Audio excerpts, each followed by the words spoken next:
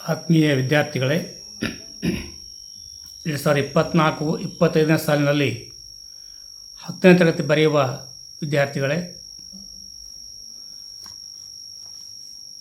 ನಾನಿಂದು ನಿಮ್ಮೊಂದಿಗೆ ಚರ್ಚಿಸಲಿರುವ ವಿಷಯಗಳೆಂದರೆ, ಪರೀಕ್ಷೆಗೆ 3 ಅಂಕಗಳ ಪ್ರಶ್ನೆಗಳು ಯಾವ್ಯಾವ ಬರಬಹುದು ಎಂಬ ಪ್ರಶ್ನೆಗಳನ್ನು ನಿಮ್ಮೆದುರಿಗೆ ತೆಗೆದುಕೊಂಡು ಬಂದಿದ್ದೇನೆ. ಇವು ಬಹು ನಿರೀಕ್ಷಿತ ಪ್ರಶ್ನೆಗಳು ಅಂತ ನಾನು ಅಂದ್ಕೊಂಡಿದ್ದೇನೆ. ಚೆನ್ನಾಗಿ ಅಭ್ಯಾಸ ಮಾಡಿ ಯಶಸ್ಸಿನ ದಾರಿ ತುಳಿಯಲು ನಿಮಗೆ ನೆರವಾಗಲಿ ಅಂತ ಹೇಳ್ತೇನೆ.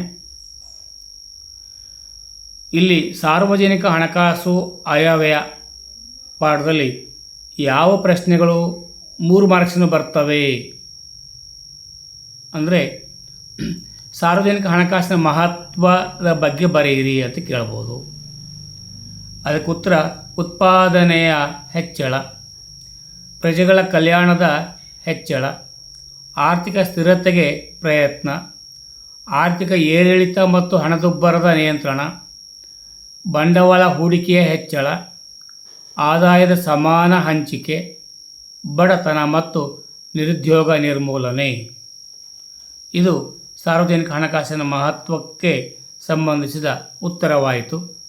ಪ್ರಶ್ನೆ 2: ಕೇಂದ್ರ ಸರ್ಕಾರದ ಯೋಜನೆಯೇತರ ವೆಚ್ಚಗಳು ಯಾವುವು ಅಂತ ಕೇಳ್ಬೋದು. 1.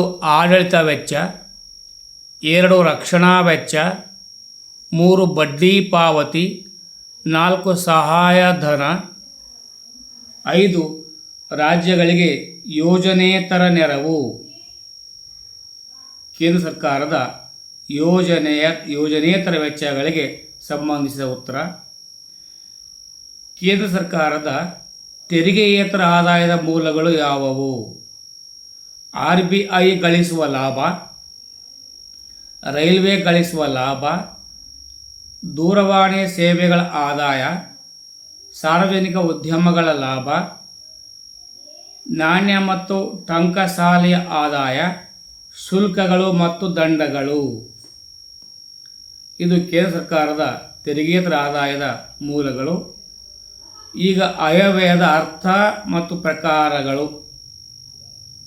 ಸರ್ಕಾರದ 1 ವರ್ಷದ ಆದಾಯ ವೆಚ್ಚಗಳ ಕುರಿತು ತಯಾರಿಸಿದ ಅಂದಾಜು ಪಟ್ಟಿಗೆ ನಾವು ಆಯವ್ಯಯ ಅಂತ ಕರಿತೇವೆ.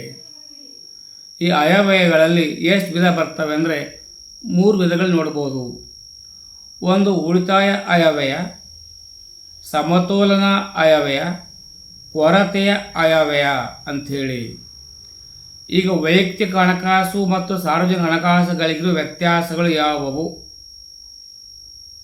ಅಂತ ಪ್ರಶ್ನೆ ಬಂದಾಗ, ನಾವೀಗ ಮೊದಲು ವೈಯಕ್ತಿಕ ಹಣಕಾಸು ನೋಡೋಣ. ಒಬ್ಬ ವ್ಯಕ್ತಿ ಅಥವಾ ಕುಟುಂಬಕ್ಕೆ ಸಂಬಂಧಿಸಿದೆ ಯಾವುದು ವೈಯಕ್ತಿಕ ಹಣಕಾಸು. ಮೊದಲ ಆದಾಯ ಅಂದಾಜು ಮಾಡಿ ಅದಕ್ಕೆ ಅನುಗುಣವಾಗಿ ವೆಚ್ಚ ಮಾಡಲಾಗುತ್ತದೆ.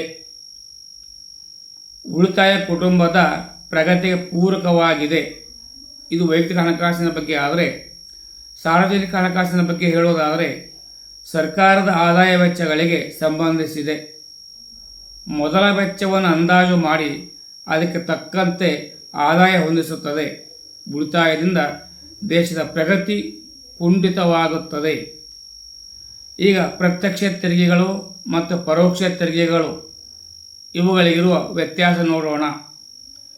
ಈಗ ಪ್ರತ್ಯಕ್ಷ ತೆರಿಗೆಗಳು ಯಾವ್ಯಾವುದು ಬರ್ತದೆ ಉದಾಹರಣೆ ಕೊಡಿ ಅಂತ ಹೇಳ್ಬೋದು, ಅಥವಾ ಯಾವುವು ಅಂತ ಕೇಳ್ಬೋದು. ಪ್ರಶ್ನೆ 2 ರೀತಿ ಬರ್ಬೋದು. ಪ್ರತ್ಯಕ್ಷ ತೆರಿಗೆಗೆ ಒಂದು ಉದಾಹರಣೆ ಕೊಡಿ, ಪ್ರತ್ಯಕ್ಷ ತೆರಿಗೆಗಳು ಯಾವ ಪಟ್ಟಿ ಮಾಡಿ, ಅವ್ರು ಏನು ಬೇಕಾದರೂ ಕೇಳಲಿ, ಉತ್ತರ ಮಾತ್ರ ಇದನ್ನೇ ಬರೀಬೇಕು. ವರಮಾನ ತೆರಿಗೆ, ಕಂಪನಿ ತೆರಿಗೆ, ಸಂಪತ್ತಿನ ತೆರಿಗೆ, ಸ್ಟ್ಯಾಂಪ್ ತೆರಿಗೆ. ಇದು ಪ್ರತ್ಯಕ್ಷ ತೆರಿಗೆಗಳಲ್ಲಿರುವ ವಿಧಗಳು. ಈಗ ಪರೋಕ್ಷ ತೆರಿಗೆಗಳಿಗೆ ಉದಾಹರಣೆ ಕೊಡಿ ಅಂತ ಕೇಳ್ಬೋದು. ಪರೋಕ್ಷ ತೆರಿಗೆಗಳಲ್ಲಿ ಬರುವ ಅಂಶಗಳನ್ನು ಪಟ್ಟಿ ಮಾಡಿ ಅಂತ ಕೇಳ್ಬೋದು. ಕೇಂದ್ರ ಅಬಕಾರಿ ತೆರಿಗೆ, ಆಮದು ರಫ್ತು ತೆರಿಗೆ, ಸೇವಾ ತೆರಿಗೆ, ವಿದೇಶಿ ಪ್ರವಾಸಿಗರ ಮೇಲಿನ ತೆರಿಗೆ ಅಂತಲೇ ಬರ್ಬೋದು. ಆಮೇಲೆ ನಂತರದ ಪಾಠ ಯಾವುದಪ್ಪ ಅಂದರೆ ಗ್ರಾಹಕರ ಶಿಕ್ಷಣ ಮತ್ತು ರಕ್ಷಣೆ. ಈ ಪಾಠದಲ್ಲಿ ನಿರೀಕ್ಷಿತ ಅಂಕಗಳು 3 ಯಾವ್ಯಾವ ಬರ್ಬೋದು ಅನ್ನೋದನ್ನು ನಾವೀಗ ನೋಡೋಣ.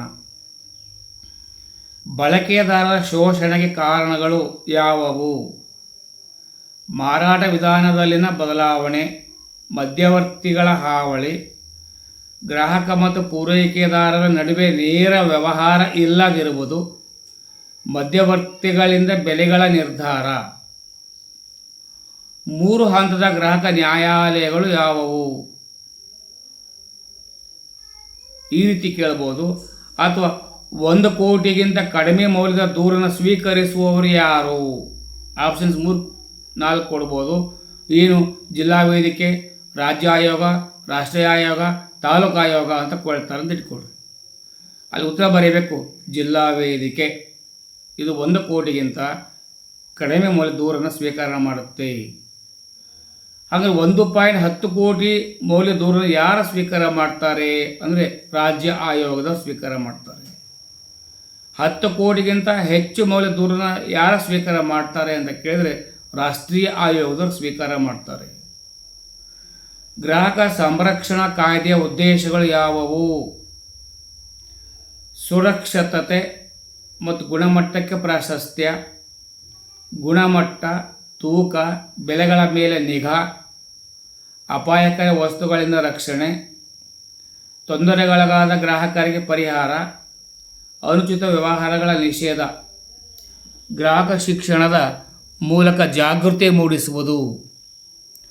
ಗ್ರಾಹಕರ ಹಕ್ಕುಗಳು ಯಾವುವು? ವಿವರಿಸಿ ಅಂತ ಕೇಳ್ಬೋದು. ಮಾಹಿತಿ ಪಡೆಯುವ ಹಕ್ಕು, ವಸ್ತುಗಳ ಆಯ್ಕೆಯ ಹಕ್ಕು, ವಸ್ತುಗಳ ಬಗ್ಗೆ ಆಲಿಸುವ ಹಕ್ಕು, ಶೋಷಣೆ ವಿರುದ್ಧ ಪರಿಹಾರದ ಹಕ್ಕು, ಗ್ರಾಹಕ ಶಿಕ್ಷಣದ ಹಕ್ಕು, ವಂಚನೆ ಮೋಸದ ವಿರುದ್ಧ ಹಕ್ಕು, ಜೀವನ ಉತ್ತಮಪಡಿಸುವ ಹಕ್ಕು, ಸರಕು ವಿಕ್ರಯದ ವಿರುದ್ಧ ರಕ್ಷಣೆಯ ಹಕ್ಕು. ಗ್ರಾಹಕರ ನ್ಯಾಯಾಲಯಕ್ಕೆ ಸಲ್ಲಿಸುವ ದೂರಿನಲ್ಲಿರಬೇಕಾದ ಮಾಹಿತಿಗಳನ್ನು ವಿವರಿಸಿ ಅಂತ ಕೇಳ್ಬೋದು. ಯಾವುದೇ ಗ್ರಾಹಕ ದೂರು ಕೊಡುವಾಗ ಅವನದೇ ಕೈ ಬರಹ ಅಥವಾ ಬೆರಳಚ್ಚಿನಲ್ಲಿರಬೇಕು. ದೂರುದಾರನ ಸಂಪೂರ್ಣ ಮಾಹಿತಿ ಇರಬೇಕು. ದೂರು ಕೊಡಬೇಕಾದ ವ್ಯಾಪಾರಿ ಹೆಸರಿರಬೇಕು. ನಷ್ಟದ ವಸ್ತುವಿನ ಮಾಹಿತಿ ಇರಬೇಕು. ನಷ್ಟದ ಮೊತ್ತ ನಮೂದಿಸಿರಬೇಕು. ಸೂಕ್ತ ಪರಿಹಾರದ ಮೊತ್ತವಿರಬೇಕು. ಸಂಬಂಧಪಟ್ಟ ರಸೀದಿ ಲಗತ್ತಿಸಬೇಕು. ಇಷ್ಟು ಮಾಡಿದರೆ ತನಗೇನು ಅನ್ಯಾಯ ಆಗಿದೆ ಅದಕ್ಕೆ ಪರಿಹಾರ ಸಿಗೋದು ಗ್ಯಾರಂಟಿ. ವಿಶ್ವ ಗ್ರಾಹಕ ದಿನಾಚರಣೆ ಮಾರ್ಚ್ 15ರಂದು ಏಕೆ ಆಚರಿಸಲ್ಪಡುತ್ತದೆ? 1962ರ ಮಾರ್ಚ್ 15ರಂದು ಅಮೆರಿಕದ ಮಾಜಿ ಅಧ್ಯಕ್ಷ ಜಾನ್ ಎಫ್ ಕೆನಡಿ ತನ್ನ ಪ್ರಜೆಗಳಿಗೆ ಸಂರಕ್ಷಣೆ, ಮಾಹಿತಿ, ನಿವೇದನೆ ಮತ್ತು ಪರಿಹಾರ, ಸಂರಕ್ಷತೆ, ಮಾಹಿತಿ, ನಿವೇದನೆ ಮತ್ತು ಪರಿಹಾರ ಎಂಬ ಹಕ್ಕುಗಳನ್ನು ನೀಡುವ ವಿಧೇಯಕಕ್ಕೆ ಅಂಗೀಕರಿಸಿದಂದ ಮಾರ್ಚ್ 15 ವಿಶ್ವ ಗ್ರಾಹಕ ದಿನಾಚರಣೆಯಾಗಿ ನಾವು ಪ್ರಪಂಚದಾದ್ಯಂತ ಇಂದು ಆಚರಿಸ್ತಾ ಇದ್ದೇವೆ. ಪರಿಣಾಮ ಪ್ರತಿ ವರ್ಷ ಮಾರ್ಚ್ 15ರಂದು ವಿಶ್ವ ಗ್ರಾಹಕ ದಿನಾಚರಣೆ ಆಚರಿಸಲಾಗುತ್ತದೆ.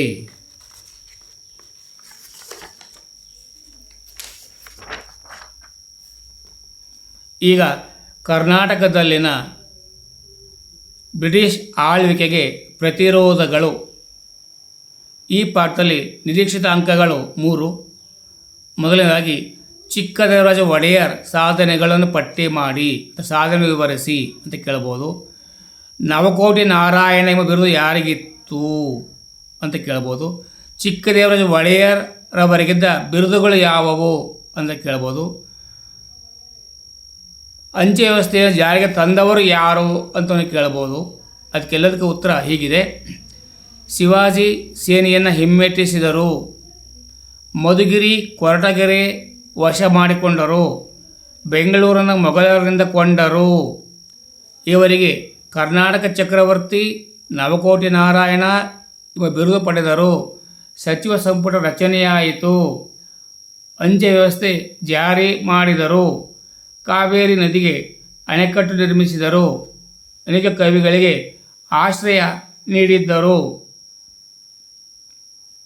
ಇನ್ನೊಂದು ಪ್ರಶ್ನೆ, ನಾಲ್ವಡಿ ಕೃಷ್ಣರಾಜ ಒಡೆಯರು ಇವರ ಸಾಧನೆ ಪಟ್ಟಿ ಮಾಡಿ. ಅಥವಾ ಭಾರತ ವಿಜ್ಞಾನ ಸಂಸ್ಥೆಯ ಸ್ಥಾಪಕರು ಯಾರು ಅಂತ ಕೇಳ್ಬೋದು. ಇದಕ್ಕೆ ಉತ್ತರ, ವಿದ್ಯಾಭ್ಯಾಸಕ್ಕೆ ಹೆಚ್ಚು ಪ್ರೋತ್ಸಾಹ, ಹೆಣ್ಣು ಮಕ್ಕಳ ಶಿಕ್ಷಣಕ್ಕೆ ಪ್ರೋತ್ಸಾಹ, ಮೈಸೂರು ವಿದ್ಯಾಲಯ ಸ್ಥಾಪನೆ, ವಿದ್ಯಾರ್ಥಿ ವೇತನ ನೀಡಿದರು, ಭಾರತೀಯ ವಿಜ್ಞಾನ ಸಂಸ್ಥೆ ಸ್ಥಾಪನೆ ಮಾಡಿದರು, ಬೆಳಗೊಳದಲ್ಲಿ ಅಣೆಕಟ್ಟು ಸ್ಥಾಪನೆ ಮಾಡಿದರು, ಹಲವು ಕೈಗಾರಿಕೆ ಸ್ಥಾಪಿಸಿದರು, ಸಂಗೀತ ವಿದ್ವಾಂಸರಿಗೆ ಆಶ್ರಯ ನೀಡಿದರು. ಚೆನ್ನಾಗಿ ಅಭ್ಯಾಸ ಮಾಡಿ, ಮನನ ಮಾಡಿಕೊಳ್ಳಿ. ನೀವು ನೋಡಿ, ನಿಮ್ಮ ಗೆಳೆಯರಿಗೆ ಶೇರ್ ಮಾಡಿ. ಧನ್ಯವಾದಗಳು. ಜೈ ಕರ್ನಾಟಕ, ಜೈ ಭಾರತ್, ಜೈ ಹಿಂದ್.